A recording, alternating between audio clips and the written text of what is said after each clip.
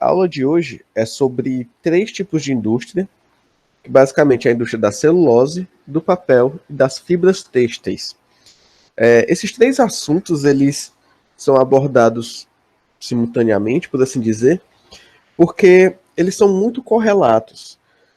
A indústria da celulose, ela basicamente se confunde muito com a do papel, uma vez que a produção da celulose ela é intrinsecamente a matéria-prima principal para o papel e que basicamente, como a gente vai ver que é uma série de processos físicos, praticamente, então uma coisa digamos assim, a indústria do papel basicamente é uma extensão da indústria da celulose, né, um beneficiamento desta fibra.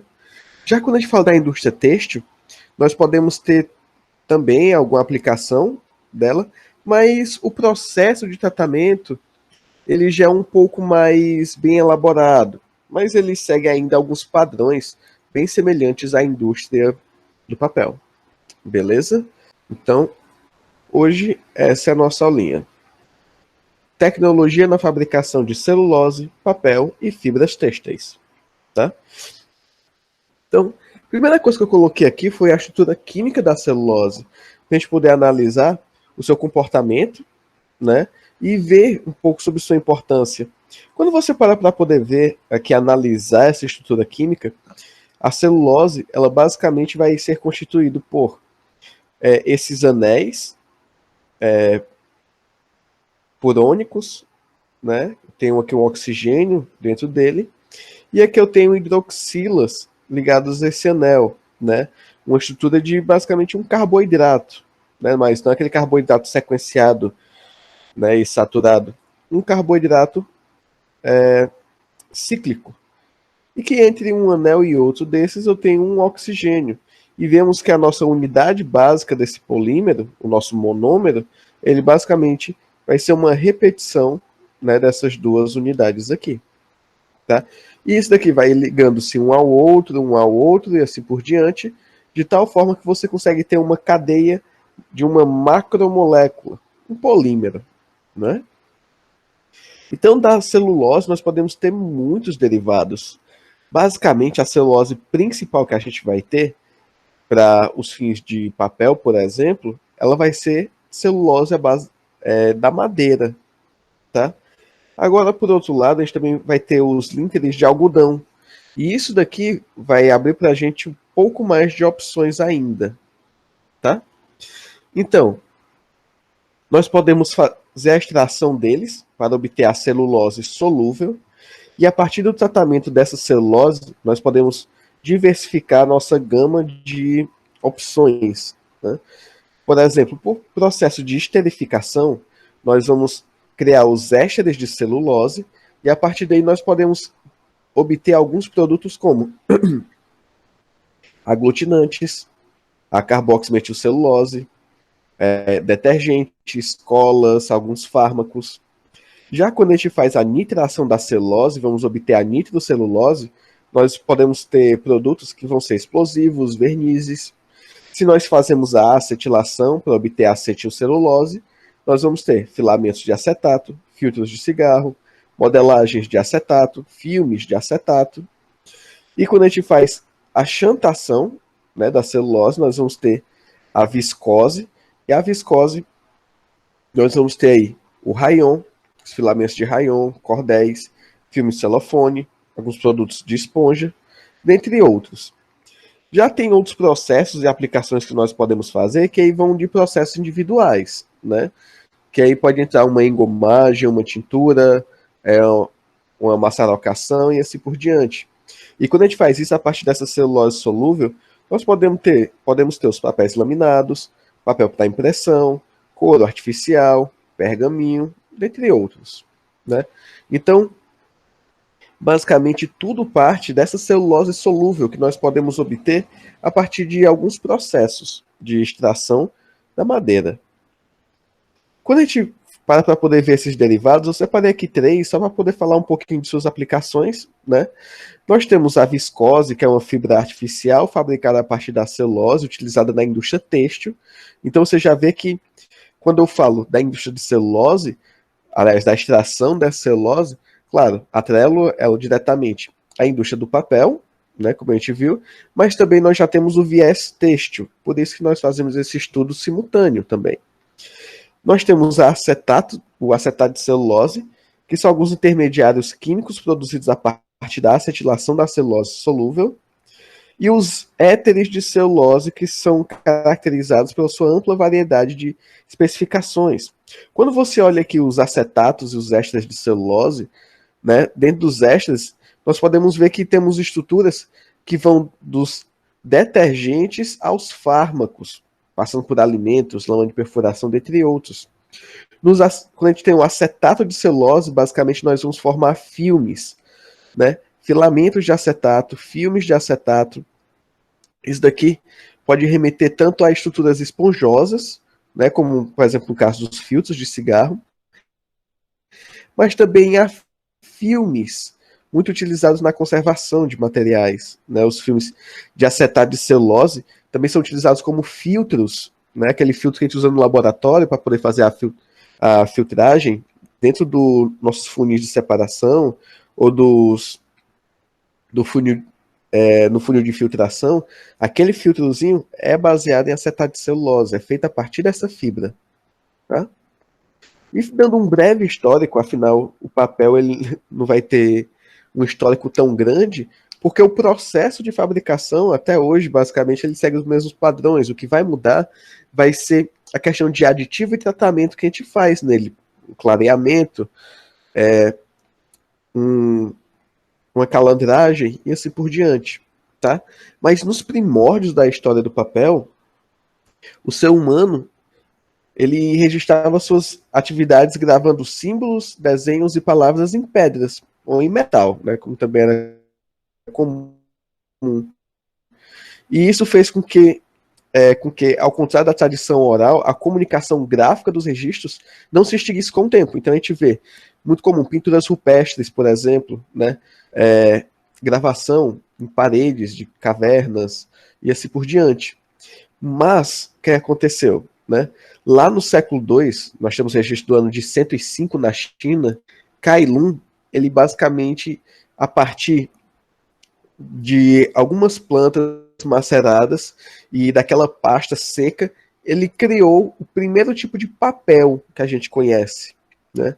Então, isso daí já mudou um pouco a perspectiva da nossa comunicação escrita, por assim dizer. Porque aqueles registros que eram feitos antes em paredes, em estruturas rochosas, em metais, e que demoravam muito para ser pronto, para ficarem prontos, exigiam um trabalho muito grande, agora nós temos uma função muito mais facilitada. Porque tínhamos agora um material que era móvel e que podia ser gravado facilmente com pigmentos extraídos de plantas, por exemplo. Né? A gente viu na aula anterior sobre tintas que a extração de pigmentos de plantas é muito antigo, na ordem de 5 a 6 mil anos atrás. E esses pigmentos basicamente eram aplicados sobre pele, sobre paredes, sobre estruturas rochosas. Agora eu já tenho um material móvel no qual eu posso fazer um registro e levar para outros locais. Né? E aí quando a gente avança um pouquinho e olha lá para o século XI, ali na parte da Espanha para o Oriente, os árabes começam a fazer a fabricação do papel, mas agora numa escala maior, com uma estrutura um pouco mais refinada, que já envolvia a lavagem do material e a sua engomação. Né? Então, aqui a gente já tem uma melhora da qualidade desses materiais. Quando a gente avança lá para 1440, Jonas Gutenberg ele inventa a imprensa. Né? A primeira imprensa que nós tínhamos, basicamente, eram estruturas metálicas, como se fossem uns cubinhos de metal, que neles estava gravada uma letra. Então, se organizava em cima de uma mesa as frases que você queria escrever com essas peças, passava-se uma tinta sobre elas, colocava o papel e você fazia uma prensagem sobre ele, para que aquela tinta que ficasse sobre as peças metálicas ficassem gravadas sobre o papel. Por isso que nós chamamos de imprensa até hoje. De fato, é o fato de imprimir sobre algo ou de prensar sobre algo. Né? A estrutura surgiu daí. Avançando um pouco, a gente fala lá em meados do século XVII, os holandeses eles começaram a melhorar essa produção de papel. E aí nós tivemos as máquinas refinadoras de cilindro.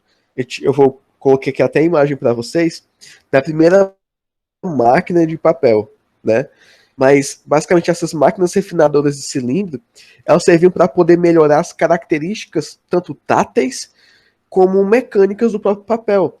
Antes disso, o papel ele é basicamente uma massa extraída de árvores, né?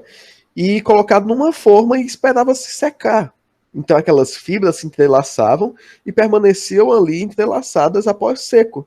Mas ainda assim era um material muito grosseiro, né? Às vezes dobrar podia ser um problema, porque ele poderia vir até a romper ou romper as fibras e perder essa informação que tinha naquela folha.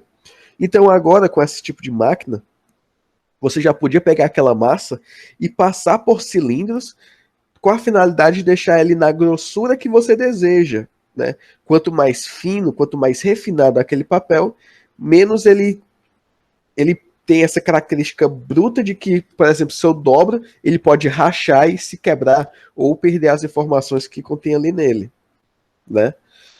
E aí, dando um salto, né, lá para 1799 na França, Nicolas Louis Robert ele inventa a primeira máquina contínua de papel, ou seja, agora eu não tinha mais que colocar aquela massa em uma forma, esperar secar, né? Ou botar aquela massa numa forma, passar por cilindros e esperar secar.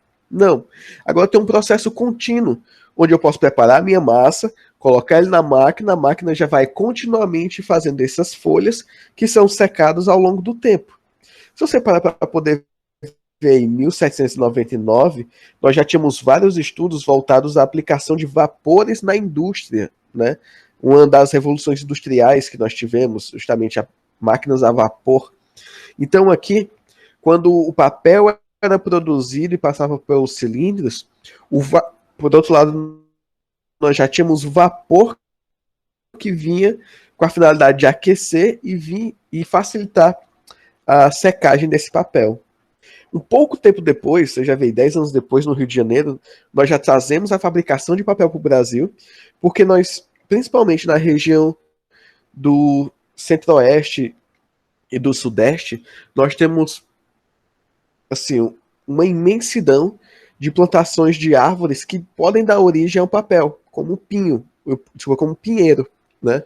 Então, por exemplo, quando você vai sair ali da capital de São Paulo em direção ao interior, ali para São Carlos, para Campinas, você pode olhar para um lado e para o outro, você vê plantações imensas de pinheiro, justamente uma planta que se dá muito bem com esse clima e nós conseguimos extrair quantidades muito grandes de celulose dela, tá? Então, essa daqui, ó, é um desenho feito da primeira máquina contínua de papel, aquela que Nicolas Louis Robert fez, né, em 1799. Então, basicamente, nós tínhamos aqui um alimentador, que colocaríamos aquela massa, né, extraída das árvores. Desse alimentador, nós passávamos aqui por alguns cilindros para poder dar o formato e uma prensa. Isso daqui é continuamente produzindo papel, né? Aqui mais à frente tinha um sistema de secagem de elevadas temperaturas.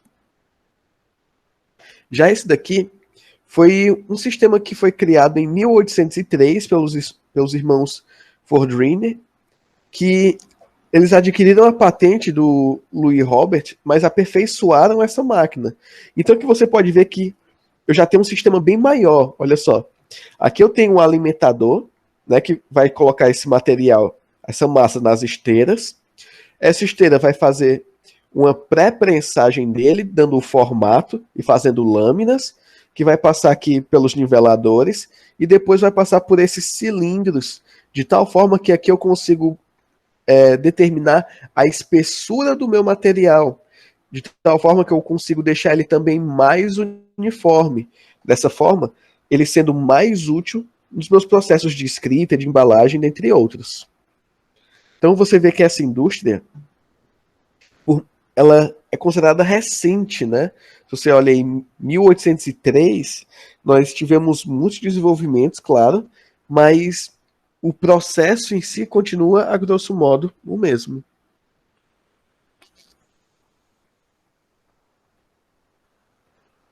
Já quando a gente fala de fibras têxteis, né, que hoje é um dos nossos tópicos também, coloquei logo o histórico no começo, mas desde a pré-história os homens vêm confeccionando sua própria roupa, e seus utensílios de costura eram principalmente suvelas e agulhas feitas em osso, espinhas, madeira e mais tarde bronze.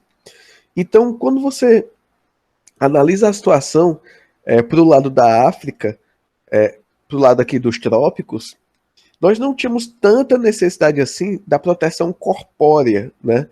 Muitas vezes, principalmente aqui em zonas tropicais e equatoriais, o clima ele é bem ameno, você tem uma constante fonte de água, né, em vários locais, então esse pessoal mais antigo, da era pré-histórica, eles ficavam em regiões que continham água, quando se tinha um calor, tomavam banho, e à noite o clima não era tão agressivo assim. Mas mesmo assim eles começaram a produzir material de vestimenta para poder fazer sua proteção pessoal, principalmente contra insetos, né? Então, a grosso modo, o que era usado? Couro, né? O pessoal caçava, extraía o couro do animal naquela versão mais bruta mesmo, sem tratamento, que hoje a gente faz em tratamentos para o couro, mas basicamente tinha-se a extração, o tratamento era uma limpeza básica e a lavagem e escovação. Depois disso, para poder confeccionar suas vestimentas, eles cortavam esse material basicamente com ferramentas que variavam entre pedras e alguns resquícios metálicos, e batendo mesmo e moldando. Para poder furar, eles furavam com sovelas, né, que basicamente é um material feito para você furar couro, né? Se vocês não conhecem, hoje em dia é um ferro, um ferrinho, né, que tem uma base que você martela em cima, mas eu coloquei aqui até o desenho de alguns artefatos, principalmente feito de ossos e espinhas, tá? Que eles furavam esse couro e depois costuravam ele usando fibras vegetais ou próprios tendões animais, né? Sendo os tendões muito mais resistentes. Então você vê que esse tipo de fabricação é muito arcaico e não tem nenhuma tecnologia têxtil. Mas o que é que aconteceu, né? O couro, como eles não tinham uma metodologia de hidratação também, ele acabava se desgastando muito rápido, né? Não tinha esse essa capacidade de durar muito tempo. E por ser um material que não passava por um tratamento antifúngico, bactericida, ele rapidamente, às vezes, criava fungos, e aí tinha que ser descartado, né? Eles não sabiam como tratar isso. Então surgiu a necessidade de procurar outros materiais. Então, utilizando fibras vegetais, por exemplo, os homens, não vou nem dizer pré-históricos, né, mas bem mais antigos, eles começaram a produzir outros tipos de material para poder fazer suas vestimentas. E aí foi justamente onde começou-se a utilizar fibras vegetais para isso. O tratamento de algodão, por exemplo, já veio um pouco depois. Inicialmente tinham-se fibras um pouco mais robustas, como por exemplo a fibra do coco, né? Tirava-se retalhos da fibra do coco e a partir dali você conseguia fazer costuras de alguns pedaços e faziam-se os materiais de vestimenta, né? Depois, já com o passar do tempo, é que as fibras vegetais começaram a ser um pouco mais bem tratadas e elaboradas. Houve uma evolução na tecnologia de produção de fios e depois disso do tear, tá? Mas somente, né, lá para o século XIX é que a gente teve uma evolução grande quanto a isso. Então, se a gente parar para poder ver, nós temos que, com a racionalização do trabalho, sentiu-se a necessidade de construir máquinas que foram se desenvolvendo ao longo dos séculos. Com o decorrer dos tempos, surgiu a necessidade de produzirem fios de fibras artificiais. Tal fato surgiu devido à produção de fibras naturais não acompanhar o ritmo do seu consumo. Essas fibras aparecem no fim do século XIX. O iniciador de tal proeza foi o conde Hilary de Chardonnay, quando em 1889 ele apresentou em Paris amostras de seda artificial.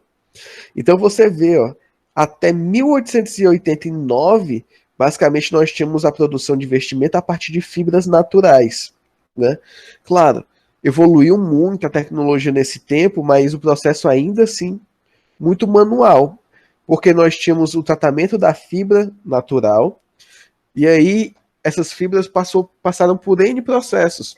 O tratamento do algodão, a fiagem do algodão, fiagem de seda e assim por diante. E só lá, no finalzinho do século XIX, nós começamos a observar essas fibras artificiais, né? Por uma questão de necessidade mesmo.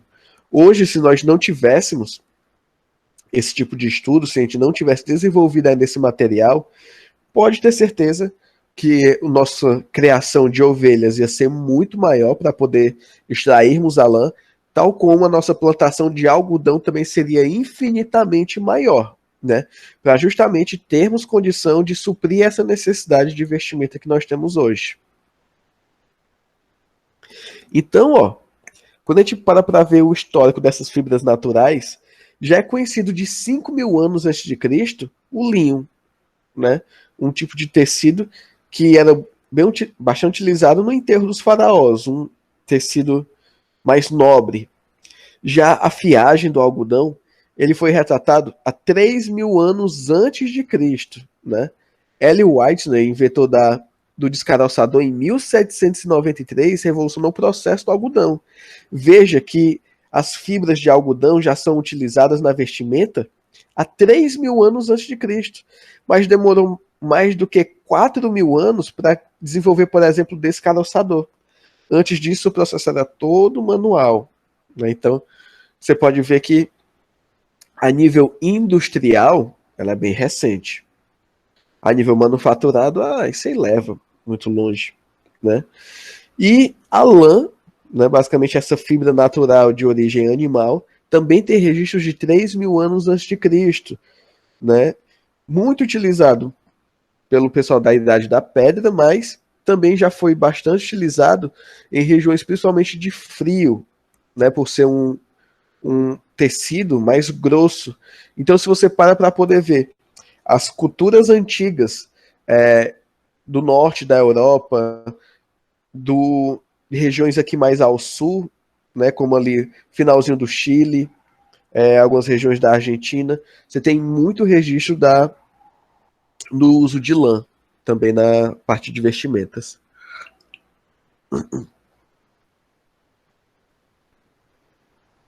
Já em termos de fibras artificiais, lá em 1889, nós tivemos a primeira estrutura, né, que foi apresentado ao público, que foi aquela seda artificial.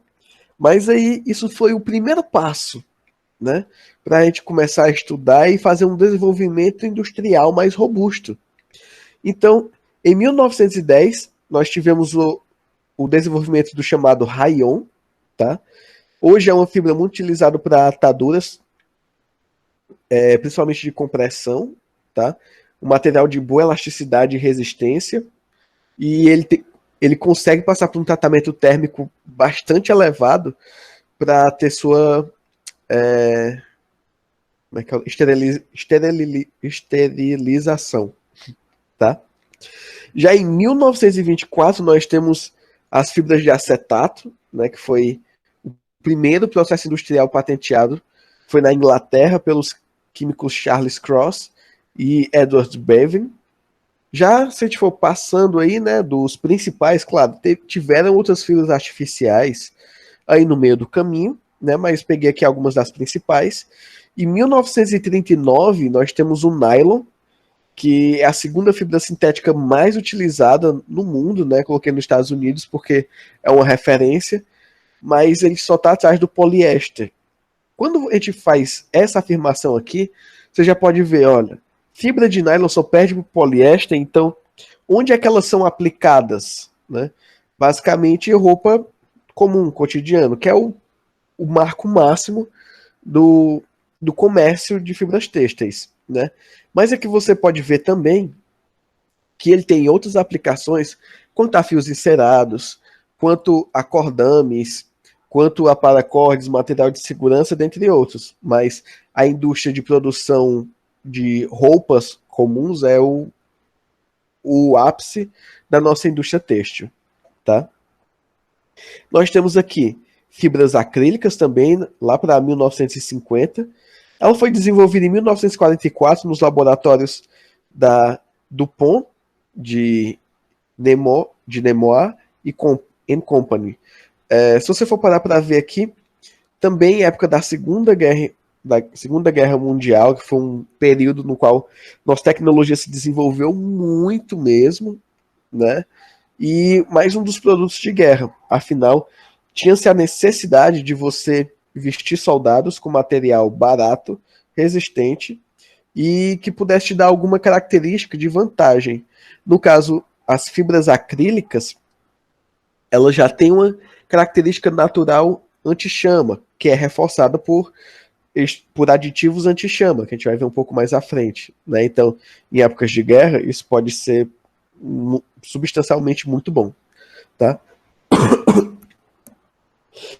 E lá em 1953 nós tivemos o desenvolvimento do poliéster, né, que hoje é uma das nossas fibras sintéticas mais utilizadas, de tecelagem muito fina e que você pode adotar N características sobre eles, né? O poliéster, ele sozinho ou misturado com algodão, pode te dar uma infinidade de características distintas. Já lá para 1954, nós tivemos estruturas do triacetato, né?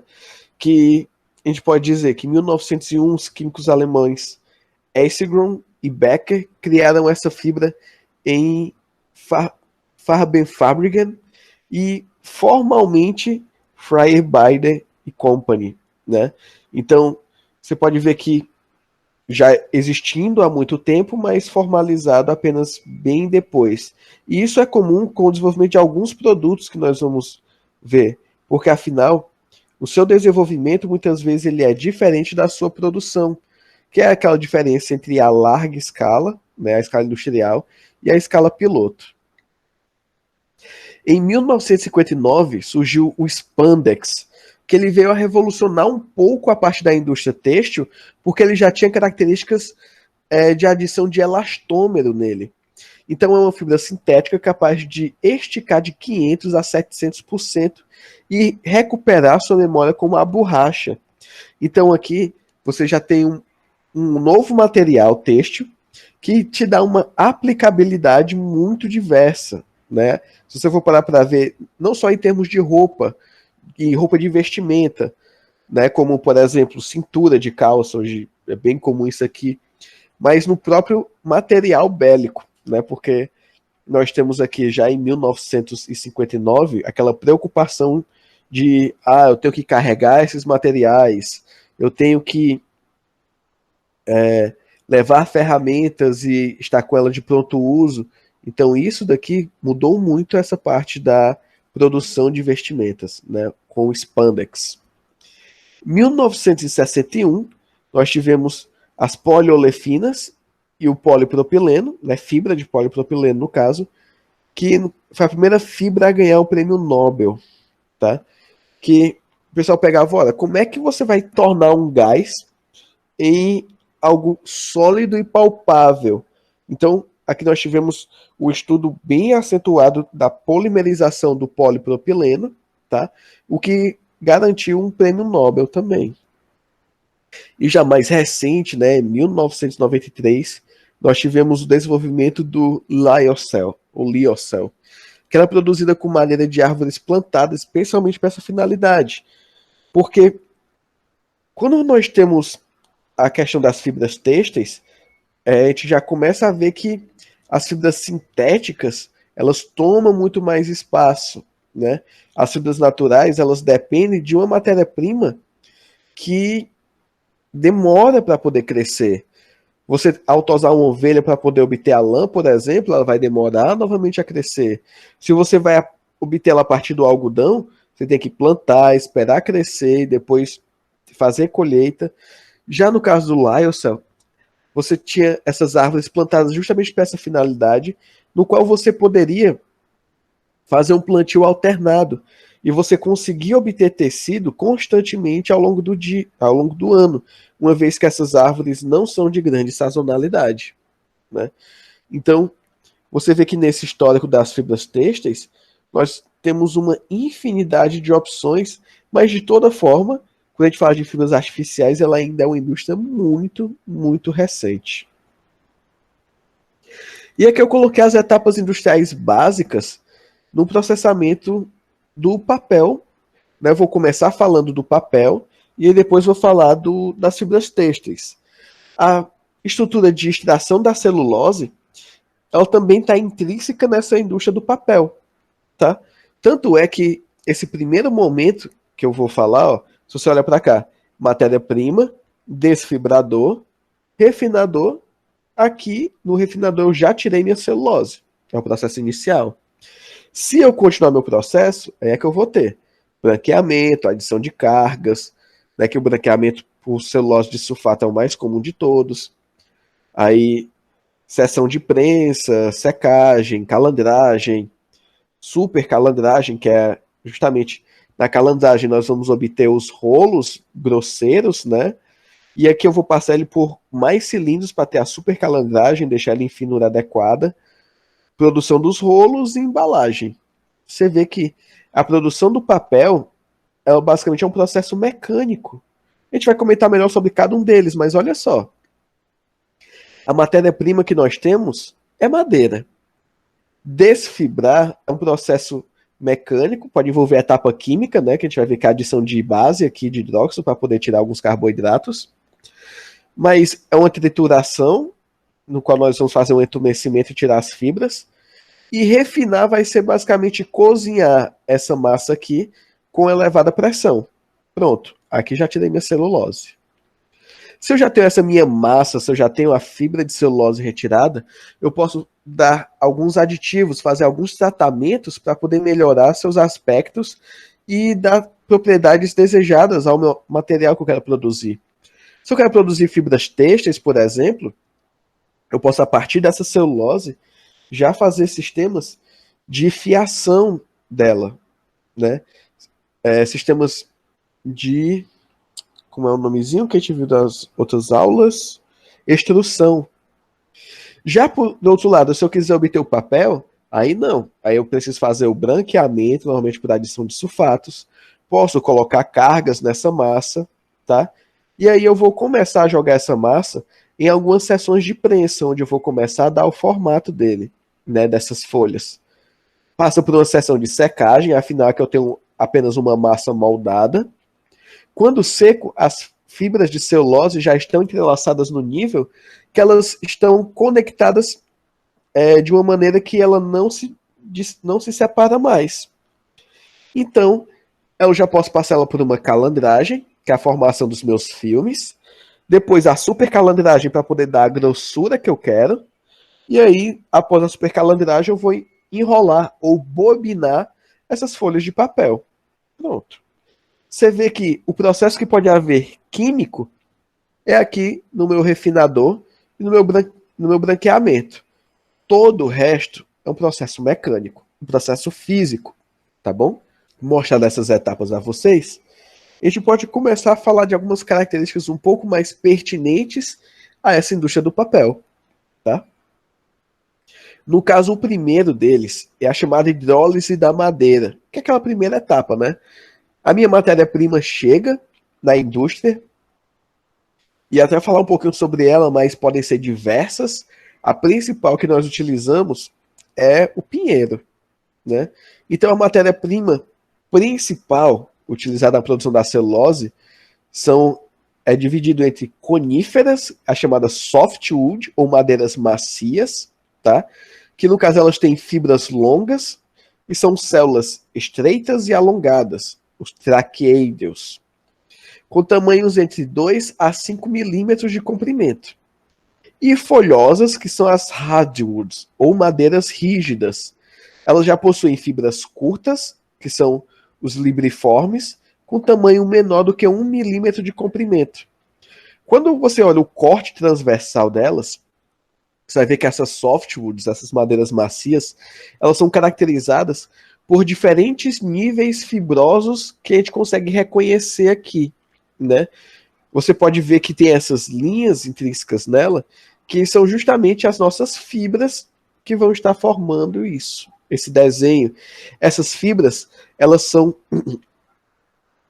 altamente ramificadas, o que causa um que nós chamamos de grau de cristalização pequeno, ou seja, essas fibras elas não se acomodam bem uma sobre a outra, elas acabam ficando um pouco mais espaçadas. No caso das hardwoods, as minhas fibras são menores e mais cristalizadas, ou seja, são mais lineares de tal forma que elas se aglomeram umas sobre as outras, deixando essa madeira bem mais rígida, tá? Então, esses são os nossos dois tipos de matéria-prima. Essa matéria-prima, ela é cortada, ela é triturada em pedaços menores que são chamados de cavacos, tá? Então, cavacos de eucalipto, da espécie Eucalyptus grandis, são submetidos à hidrólise ácida, resultando em um hidrolisado rico em açúcares fermentáveis, ou fermentescíveis, né? E a partir do hidrolisado, nós estudamos a concentração de alguns deles, né, por evaporação a vácuo, bem como os efeitos da concentração das características do hidrolisado. Quando você olha, por exemplo, a extração desses açúcares do Eucalyptus grandis por meio ácido, é capaz de nós podemos observar concentrações de xilose, que é o principal carboidrato desse cara, de até 4 vezes a concentração original na árvore, né? Então é uma estrutura muito rica em carboidratos que podem ser extraídos daí.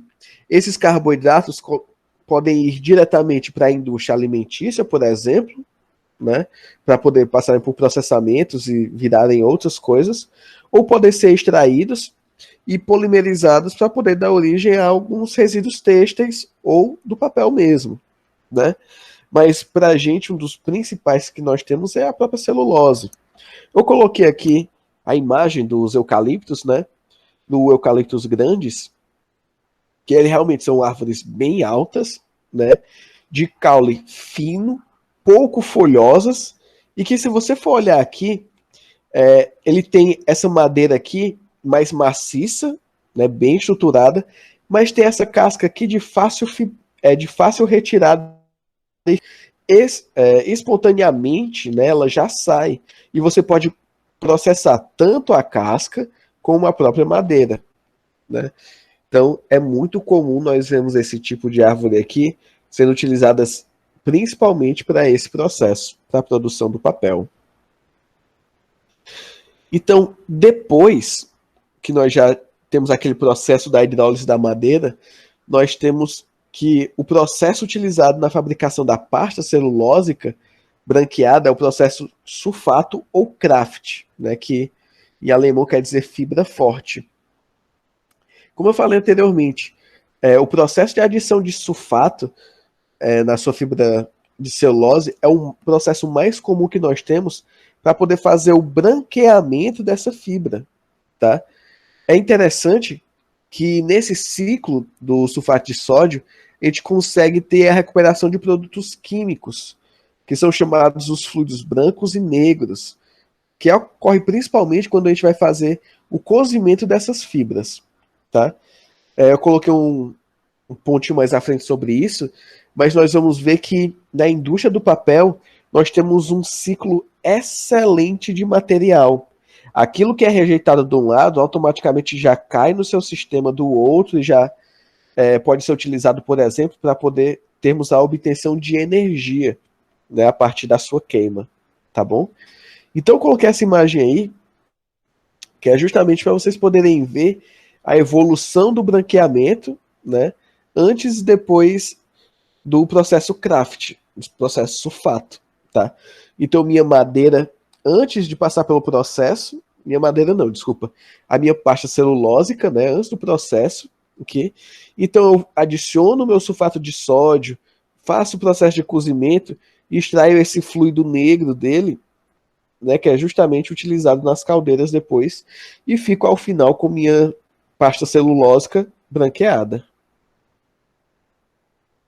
Esse processo Kraft, né, nele, as toras de madeira, após serem picadas em pequenos pedaços, né, como eu disse, são chamados cavacos, eles são colocados em digestores, que são vasos de pressão, em meio alcalino, que é o que a gente chama de licor de cozimento, em temperaturas entre 150 e 170 graus Celsius e pressão de 9 a 11 quilograma-força centímetro cúbico, né?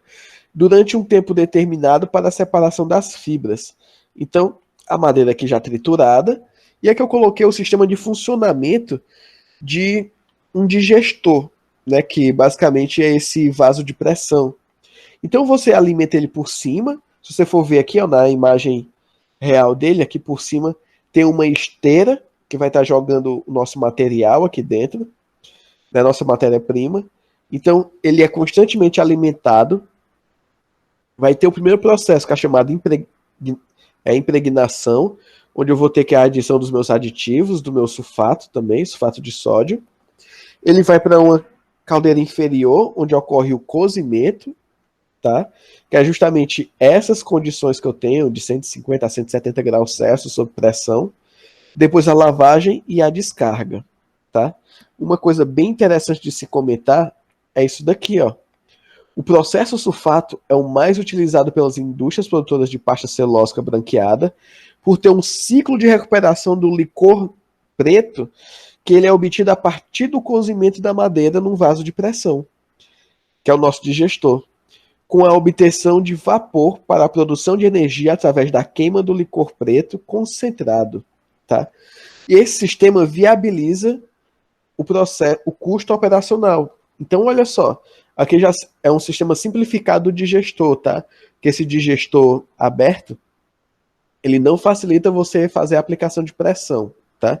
Aqui é só um sistema simplificado. Então, olha só, nós temos aqui o nosso material sendo adicionado, no caso aqui os cavacos de madeira, o licor branco, que é uma solução de sulfato de sódio, aqui, nesse outro, aqui, nesse digestor, você vê que ele é dividido em etapas, né? Então, aqui nessa primeira etapa, que é a impregnação, é justamente onde eu tenho a mistura deles, né? Ele vai para uma segunda etapa, que é de fato o cozimento. No cozimento, eu vou separar em duas frações. Eu tenho um licor negro e eu tenho a minha pasta crua clarificada ou branqueada, né? Esse licor negro aqui, ele vai ter substâncias que são combustíveis, que são inflamáveis. Então, o que é que eu faço?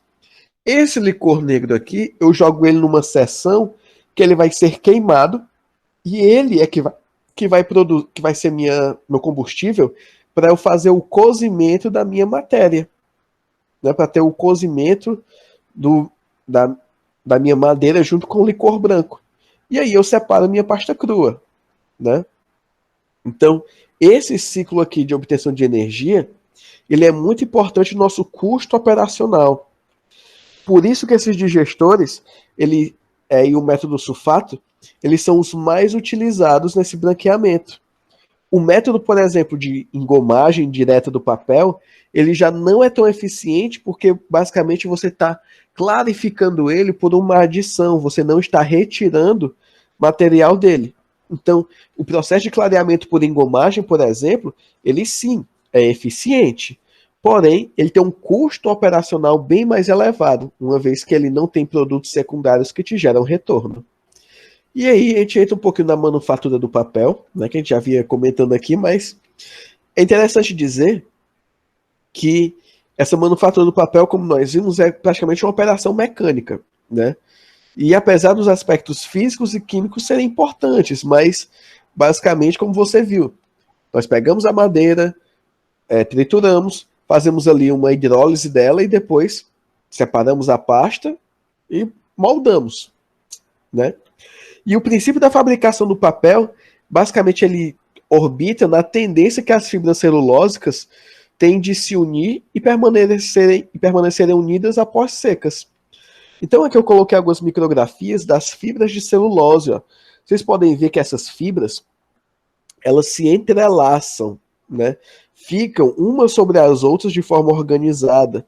E quando isso daqui acontece, quando elas são secas, essa estrutura permanece coesa, permanece unida, tá? Então, a indústria do papel se baseia basicamente nessa propriedade. Então, aqui só, por outro lado, né, mostrando um outro fluxograma, ó, a exploração da madeira, descascamento, picagem. Nessa picagem eu faço uma pequena classificação, né, para poder ver minhas fibras mais celulósicas. Depois, essa madeira picada eu coloco no meu digestor. Eu vou ter um refino, depuração e lavagem, branqueamento, lavagem novamente, o tanque da massa, que é jogado aqui no alimentador do meu sistema de cilindros que vai moldar o meu papel. Pronto. Como eu disse, um processo puramente mecânico. Onde é que entra a química aqui, né?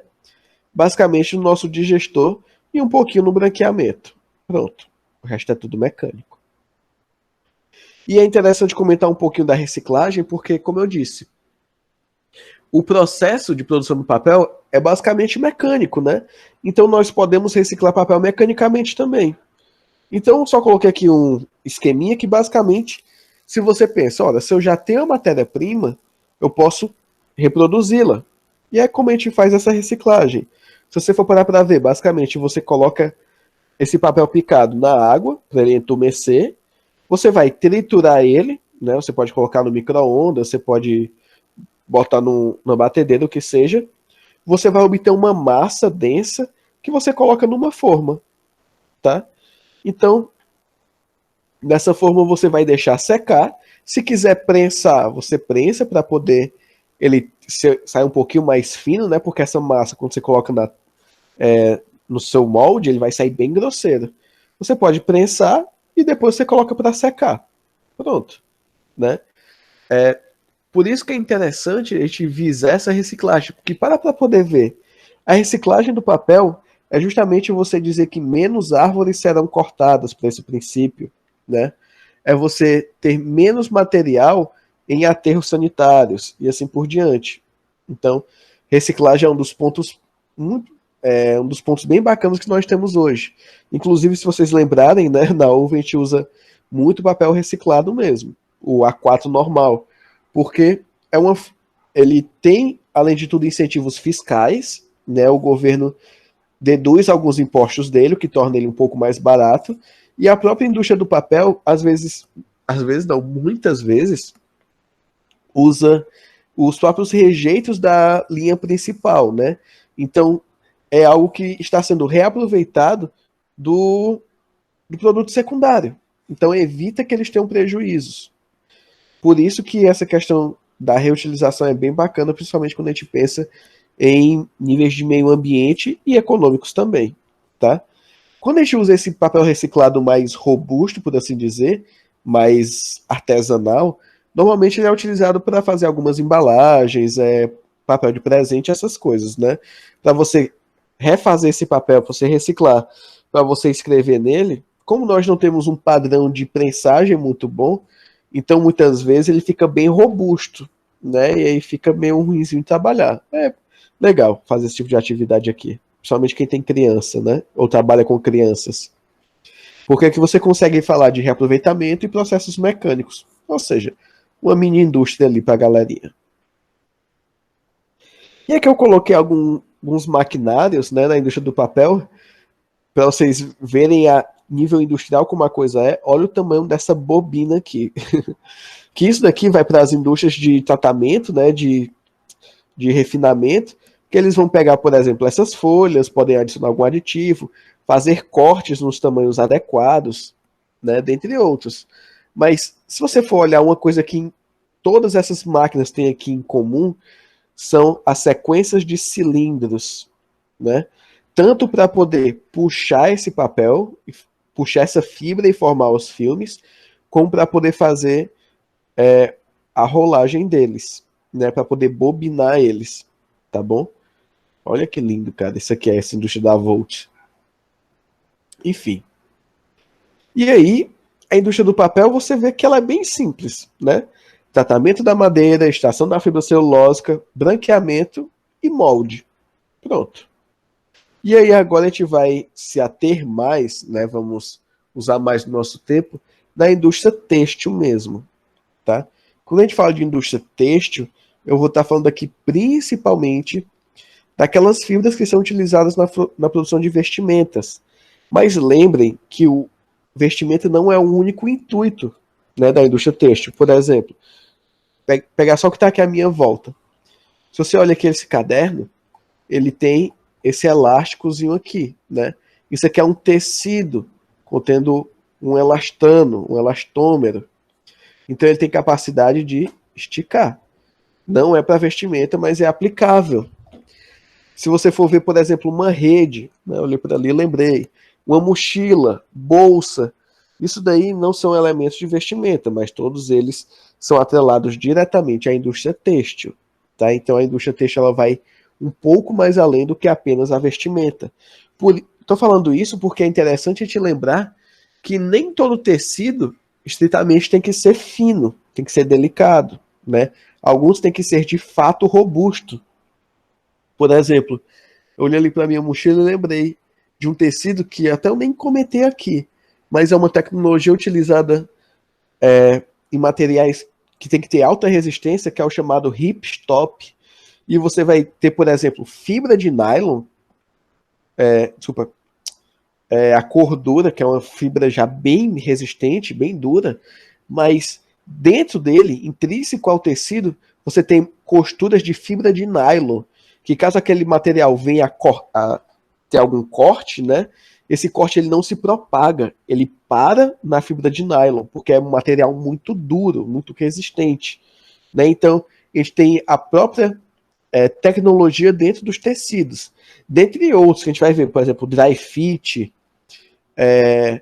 o brim, o semi-brim, assim por diante, cada um tem suas finalidades, né? Cada um tem sua tecnologia envolvida. Mas o processo deles ainda assim também pode ser resumido, né? Que é o que a gente vai trabalhar aqui. Então, eu começo falando um pouquinho dos tecidos de algodão, que são fibras naturais.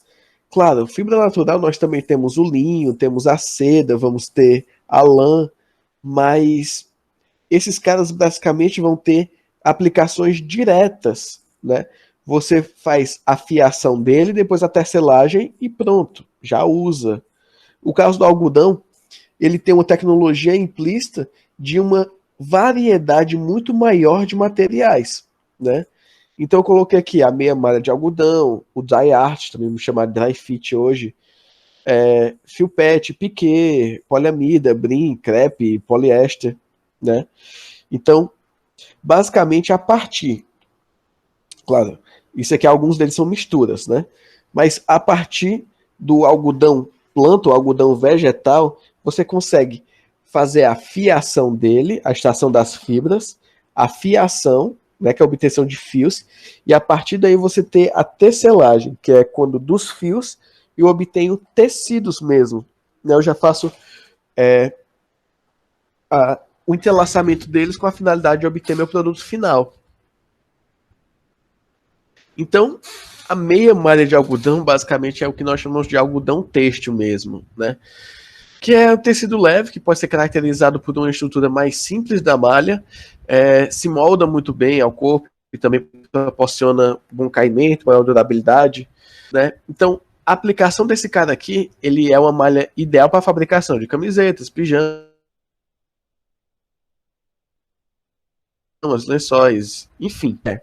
Quando você pega as folhas, desculpa, as folhas não, a fibra do algodão, você vai ter características de uma fibra longa e que pode ser muito bem utilizada, pode ser muito bem extraída, desculpa, para poder obter fios entrelaçados maiores, que seriam justamente o nosso processo de fiagem. Essa fiagem, ela pode ser aplicada para você ter um engrossamento do fio. Claro, vai passar por alguns processos que a gente ainda vai comentar aqui, como a engomagem, a lavagem e assim por diante. Mas esse fio pode ser cru ou não, ele vai passar por tratamentos para poder obter fios resistentes, mas cada vez mais finos. De tal forma que quando você faz a tecelagem dele, ele vai ter todas essas características. Tá?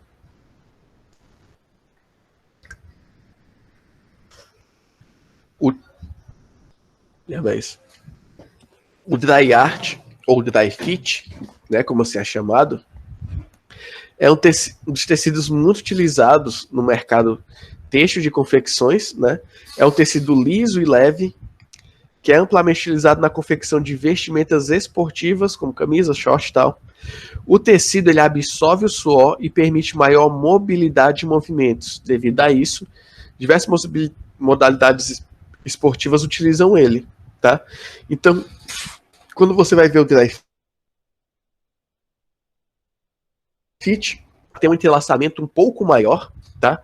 Existe a adição de alguns tecidos, de alguns materiais sintéticos aqui também, de alta absortividade, para que ele possa fazer essa absorção do suor e promova a evaporação dele, tá? Então, o acabamento facilita a limpeza do tecido, o tempo de lavagem será menor, tá? Tornando mais econômico e prolongando sua vida. Então, quando você vê esse tempo de lavagem menor, é justamente devido ao quê? Essas fibras entrelaçadas no maior espaçamento, elas permitem um grau de limpeza bom, né, que é justamente você ter a formação de micelas sobre ele, e você tem essa característica, como eu disse, evaporativa do suor, porque você consegue espalhar ele por uma superfície um pouco mais uniforme, e ali ele vai ter uma zona de contato maior, uma área de evaporação maior, tá? Ela é um material que não é tão hidrofílico como o algodão, então ele não concentra tanto líquido sobre ele. Aqui já não é mais tanto devido ao algodão, né? São algumas outras fibras, mas o fio PET, basicamente, ele é uma. Coloquei aqui, interessante de comentar sobre ele, porque ele é uma fibra obtida a partir da reciclagem de garrafas PET. Né? Não sei se vocês já viram, é uma maquininha que a galera coloca a garrafa e ela tem uma laminazinha que a garrafa vai girando e vai criando esse fio. É interessante a gente falar sobre ele aqui, a questão de, primeiro, reciclagem de material, né, porque o PET indo para um aterro, por exemplo, né, demora anos e anos para poder se degradar, mas além disso a gente tem também a economia de energia. Né? O fio PET ele utiliza somente 30% da utilizada na produção da fibra original. Tá? Então, é uma fibra de alta resistência, bem interessante a gente comentar aqui. Eu acabei colocando tudo como fibra de algodão, ó. Vacilo. Temos o piquê, né, que ele já é uma mistura diferenciada. O tecido tem composição variada de 100% algodão ou uma proporção 50% com poliéster e algodão. Você vai ver que é um tecido que a fibra dele, né, o fio, ele é bem mais grosso. Então, por exemplo, a meia de algodão, né, tecido meia de algodão, eu uso uma fibragem de, por exemplo, 0,05 milímetros por fio, no piquê eu já uso 0,1 ou 0,2 milímetros por linha.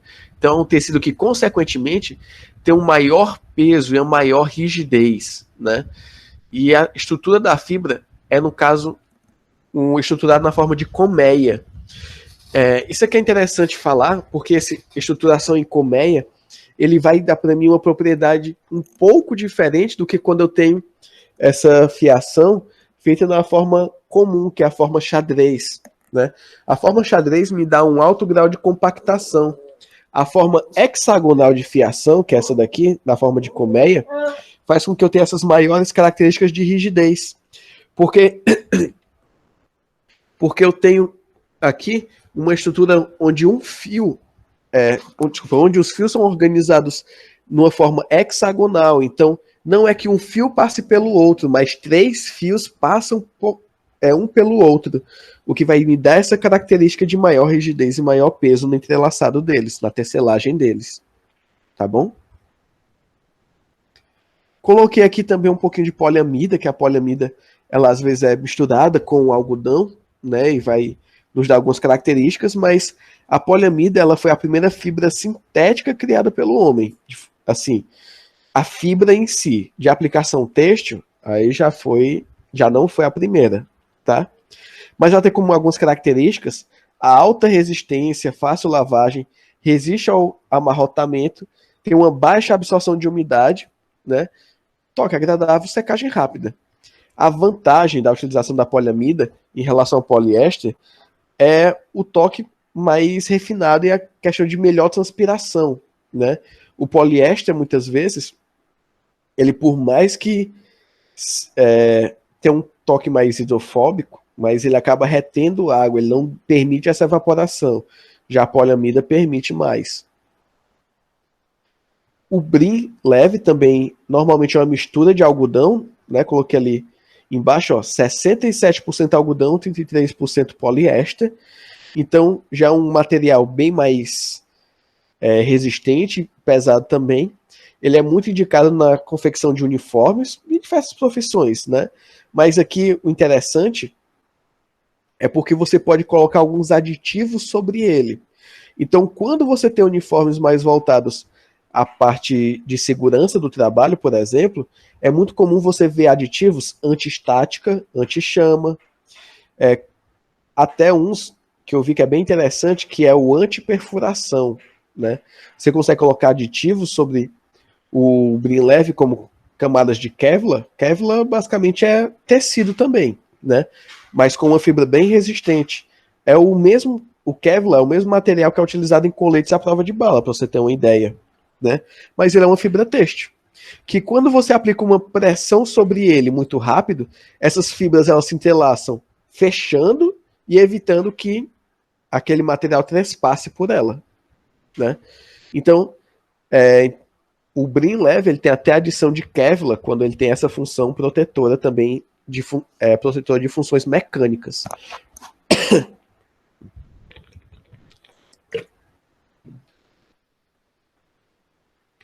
O crepe também pode ter adição de alguns outros materiais, como seda ou lã, tá? Mas é um material leve, feito de fio de seda, tá? É um tecido liso, altamente moldável, e com diferentes graus de pureza vai causar diferentes efeitos de maleabilidade, né? E de coloração e de toque também nele. E eu coloquei o poliéster porque o poliéster na base de algodão, mas a mistura base dele é com algodão, né? Quando ele é utilizado isolado, ele tem características bem próprias, mas a combinação poliéster-algodão em suas diferentes proporções vai te dar características muito distintas de materiais, tá? Inclusive, muitos tecidos são justamente caracterizados por essa variação de combinação apenas, tá?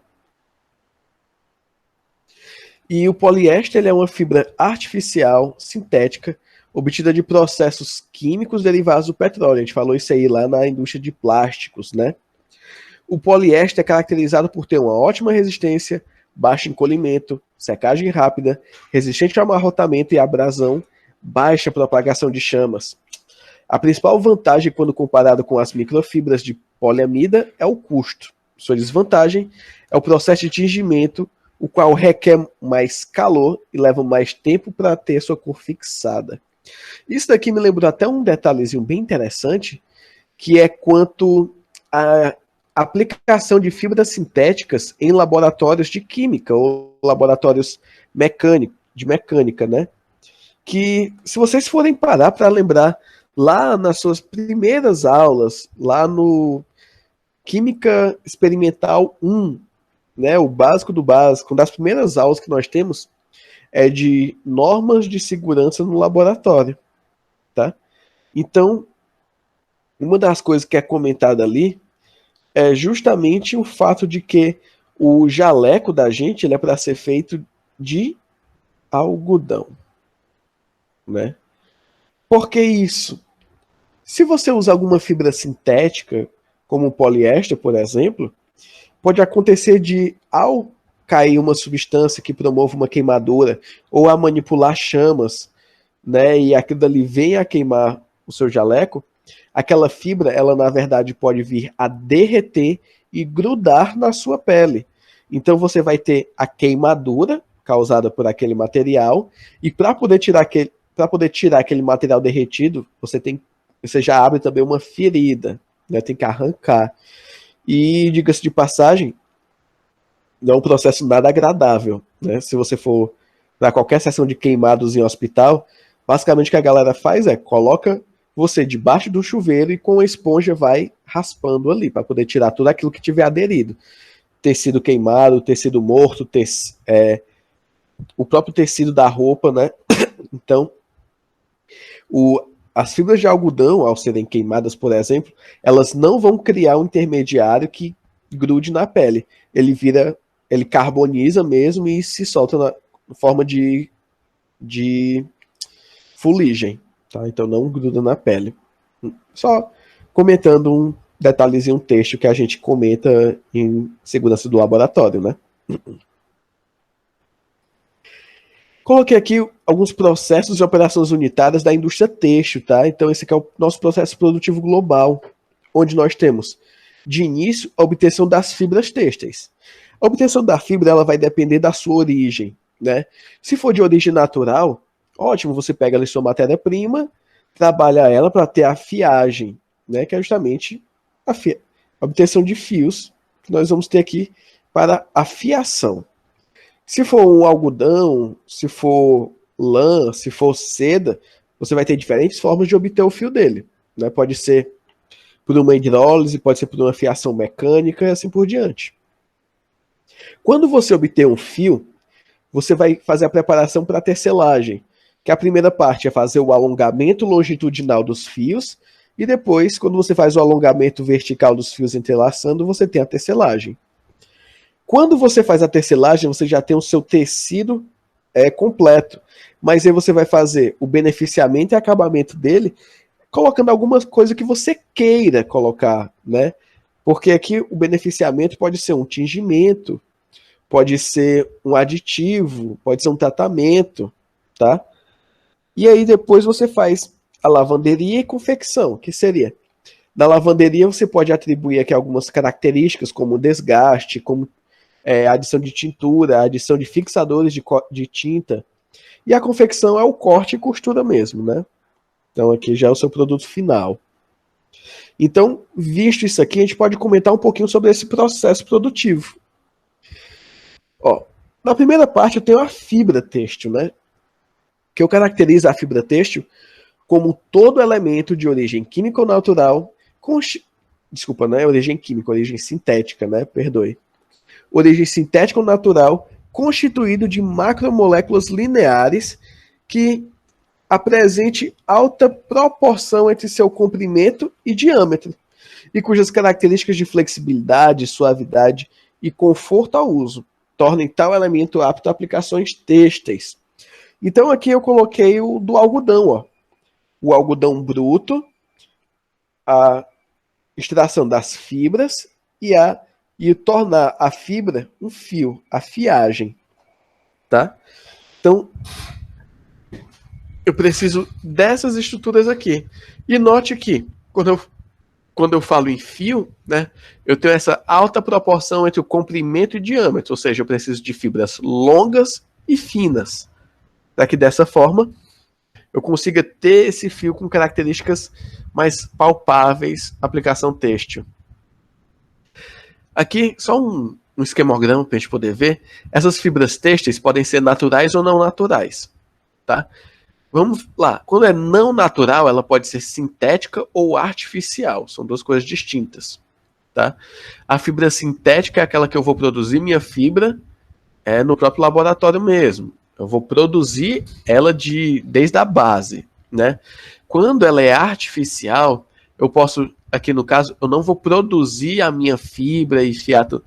Na artificial, eu já posso ter uma fibra que eu vou só fazer o beneficiamento dela, tá?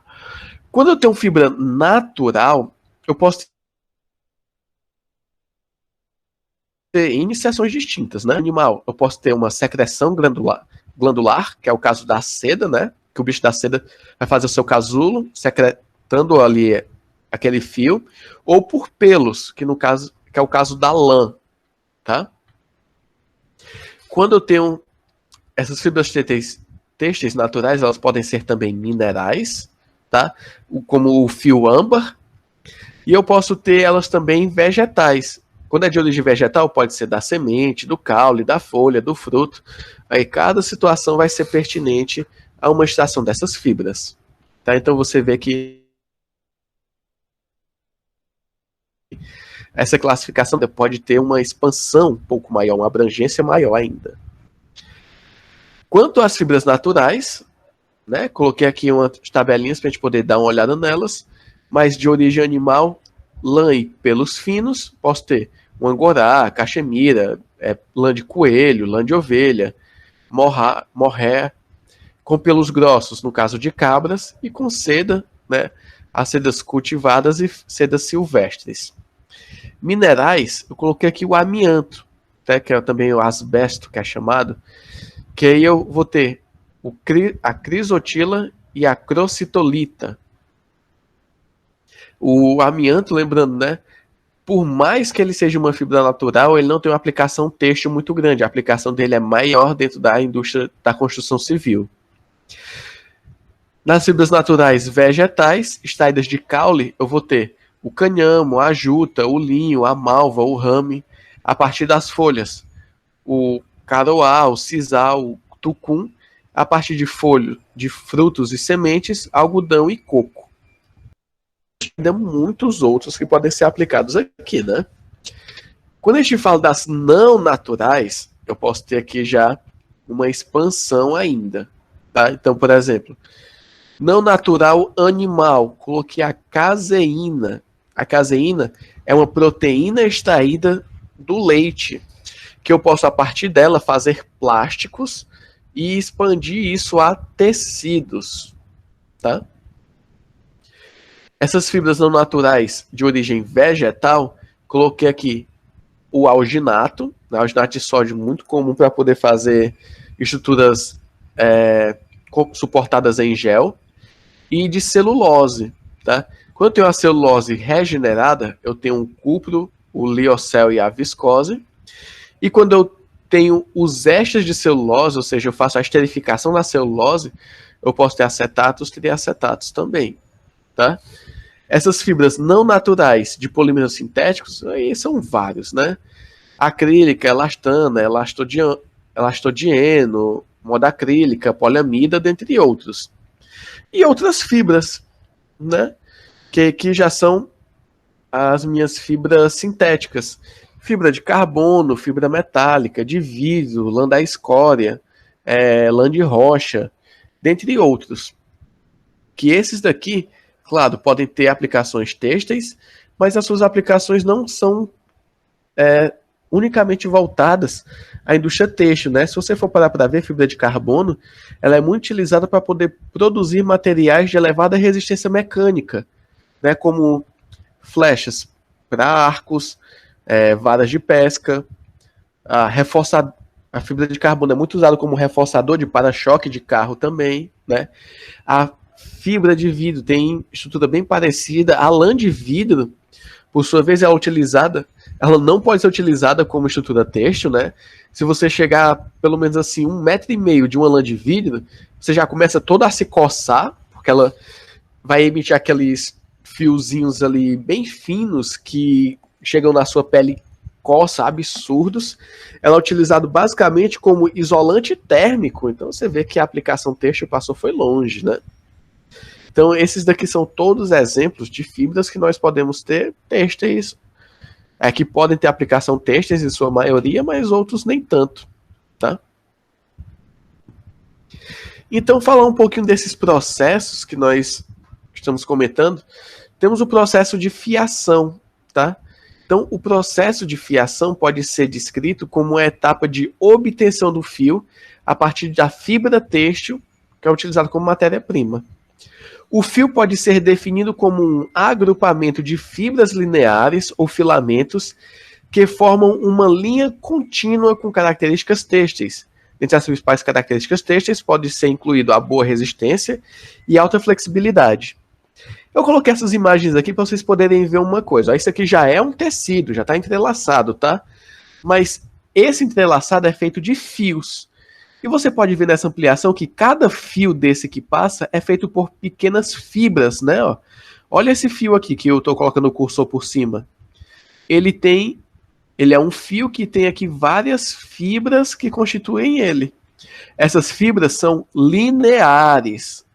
o que vai dar para ele uma característica de maior maciez, tá? Se você olhar essas daqui que estão em azul mais claro, esses fios também são feitos por várias fibras, né? Você consegue ver aqui o padrão espiralado delas. Essas fibras, esses fios, por serem torcidos, eles dão maior característica de resistência e de menor maciez. Quando eu misturo as duas, eu tenho as características que eu desejo para o meu material, né? Então eu coloquei aqui essa ampliação para vocês verem que eu tenho 3 níveis. O menor nível, que é essa linhazinha aqui, é a fibra. Esse aglomerado de fibras que está entrelaçado é o chamado fio. E vários fios entrelaçados é o tecido.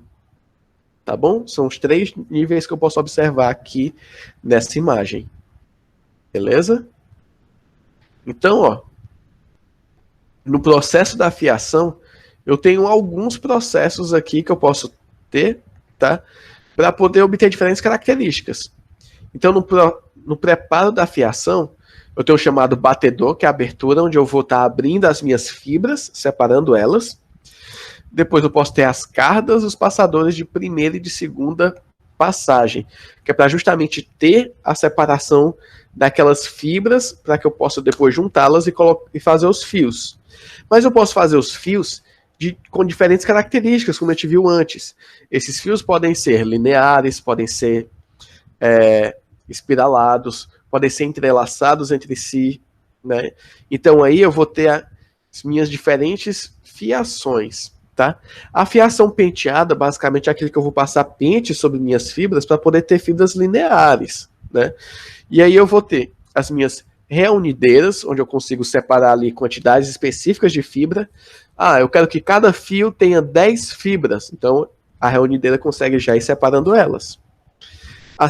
A penteadeira, onde eu vou passar ali para poder ter uma boa separação deles. A maçaroqueira, onde eu posso ter a aglomeração ou a extrução desses fios. O filatório de anéis, também é um processo de separação, né, das minhas fibras. E a conicaleira e bobinadeira, onde eu posso pegar essas minhas fibras, fazer os meus fios por meio de bobinas, sejam elas cilíndricas ou cônicas. Tá?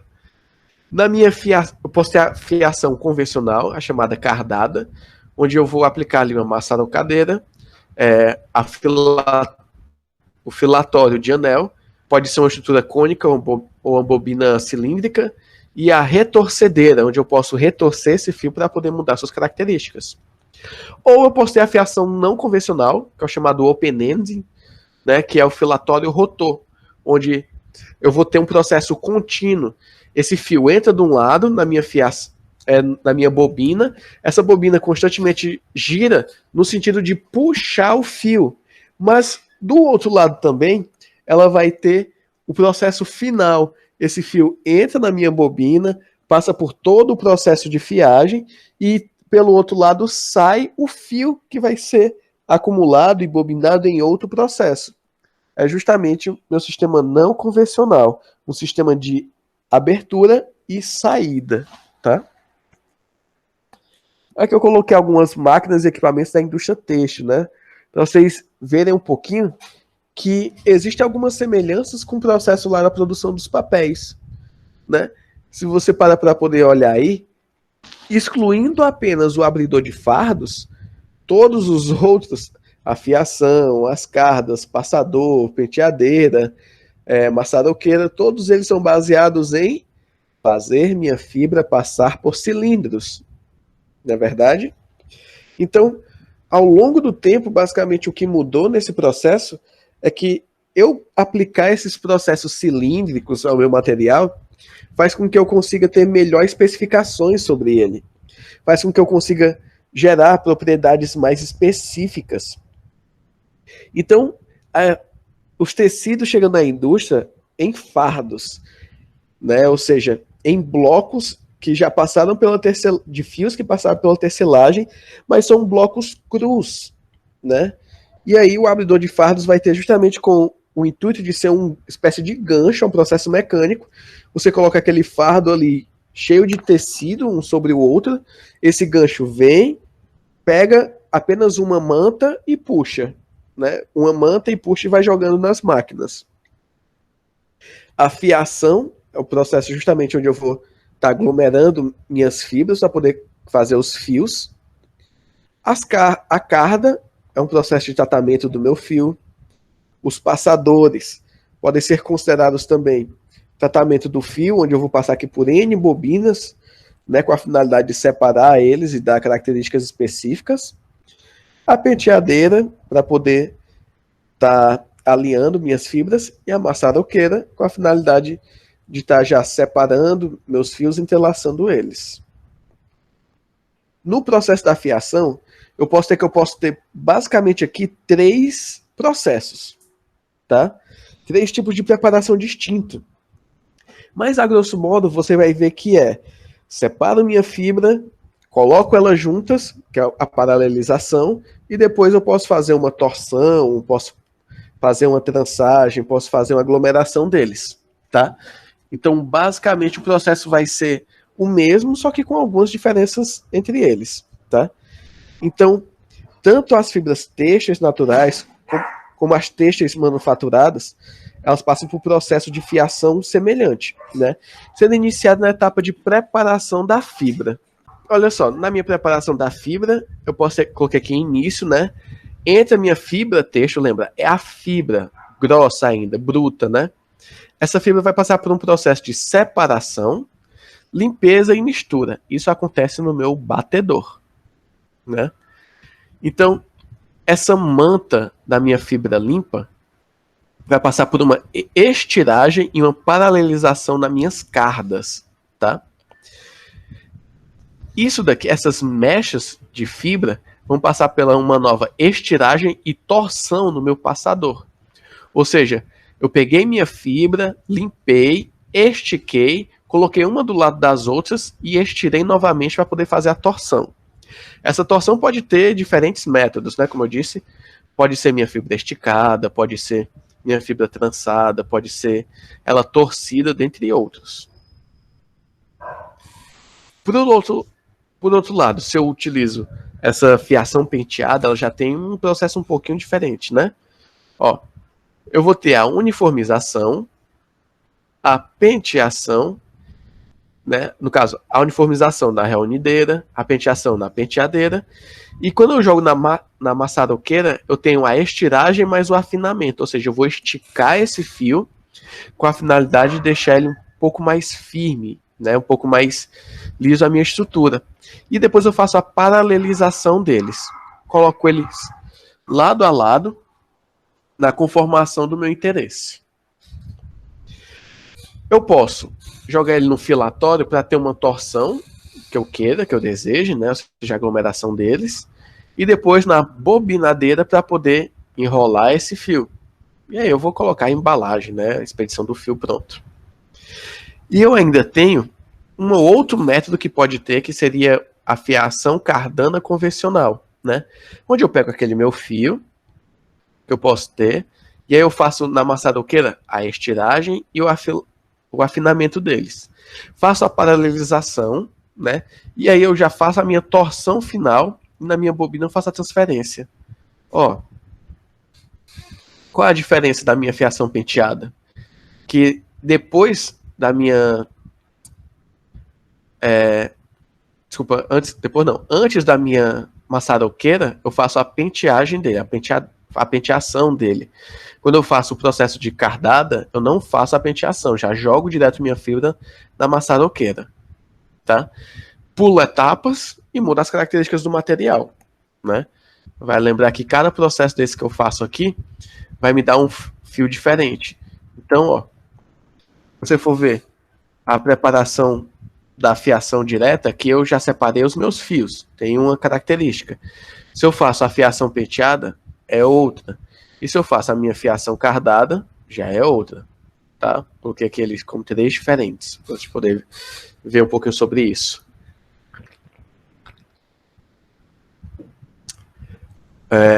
Quando eu já tenho meu fio pronto, né, minha fiação passou, eu posso ir para o processo de tecelagem. Coloquei aqui a tecelagem mais manual, né, aquela mais padrãozona, mas não vou nem dizer primitiva, né, mas mais manufaturada, e a tecelagem industrial. Você pode ver aqui todas essas linhas aqui em cima, elas são justamente, desculpa, linhas não, né, esses dutos metálicos aqui em cima, eles possuem essas bobinas, que é onde eu vou fazer o esticamento da minha fibra para que eu possa fazer a tecelagem deles, né? Faço a paralelização e depois eu vou fazer o entrelaçado aqui, tá?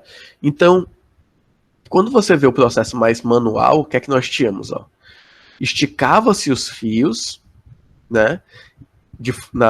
Você pode dizer aqui na vertical, e aí depois passava-se um fio na horizontal entrelaçando ele, tá? Então, um processo bem demorado e que sempre fazia-se uma linha, puxava-se ali o pente para poder alinhar, passava-se outra linha, passava o pente para poder alinhar e assim por diante.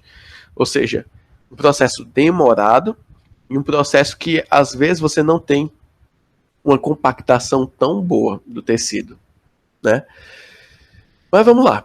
Durante o processo de tecelagem, podem ser obtidos dois produtos distintos: o tecido plano e a malha, sendo as principais diferenças entre eles relacionadas com a estrutura e a geometria particular de cada um dos artigos, obtida a partir do emprego de processos de produção distintos, conferindo diferentes características ao produto final, como, por exemplo, a maior flexibilidade e elasticidade da malha, se comparada à resistência do tecido plano. Tá? Então aqui, quando eu falo em malha, normalmente eu tenho um tecido muito mais compactado, maleável e elástico.